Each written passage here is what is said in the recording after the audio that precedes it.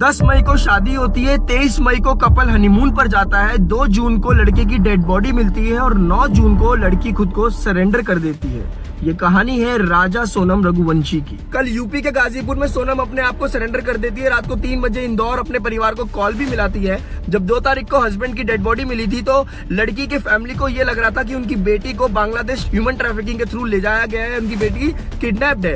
अब जब उनकी बेटी ने सरेंडर कर दिया है तो अब रिपोर्ट सामने आ रही है कि उनकी बेटी का लवर राज कुशवाहा ने 3 लोगों के साथ मिलकर मेघालय में उसके हस्बैंड को मार दिया। सीसीटीवी फुटेज में ये भी सामने आया जब उन्होंने होटल लीव किया और वो शायद स्कूटी से घूमने जा रहे थे तो जो सोनम है वो फोन पे लगी नजर आ रही थी। ये माना जा रहा है कि शायद वो लोकेशन वगैरह शेयर कर रही थी। राजा रघुवंशी के भाई ने ये बताया कि भैया और भाभी तो बहुत अच्छे तरीके से रहते थे, उनको अभी तक विश्वास नहीं हो रहा है कि उनके भैया का उनकी भाभी ने ही मर्डर करवा दिया है, क्योंकि उनका टूर तो सिर्फ मां कामाख्या देवी मंदिर असम तक का ही था। उनके भाई ने टिकट दिखाते हुए कहा कि आना जाना की टिकट जो थी वो तो सिर्फ मां कामाख्या देवी मंदिर से थी, लेकिन भैया और भाभी का प्लान कब शिलोंग जाने का बन गया वो तो किसी को पता ही नहीं चला। लड़की के पिताजी का कहना है कि इस केस में सीबीआई की जांच होनी चाहिए, क्योंकि उनको अभी भी ये लगता है कि उनकी बेटी ने कुछ नहीं किया, जबकि इसके अंदर तो मेघालय पुलिस इन्वॉल्व है। पूरा थाना अंदर जाएगा जो ये फेक न्यूज बना रहा है उनकी बेटी के खिलाफ। थाने में जितने पुलिस वाले हैं टोटल अंदर होंगे वो लोग। 100% मेरी बच्ची बेगुनाह है।